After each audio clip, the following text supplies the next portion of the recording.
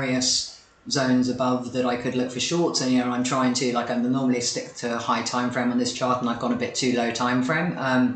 But initially we'll have potentially monthly supply, which is closer down to the CME gap, so that would be the first area I'd look for a short if we stay down here until tomorrow.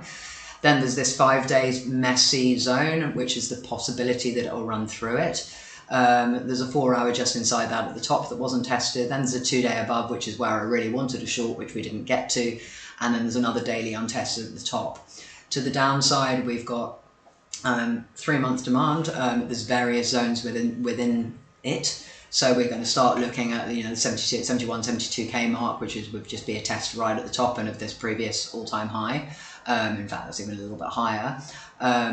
And then failing that, there's various zones inside, and we just need to watch. And I would suggest not knife catching, or unless you're a long-term DCA buyer, then potentially you can spread entries throughout the zone and hope it holds.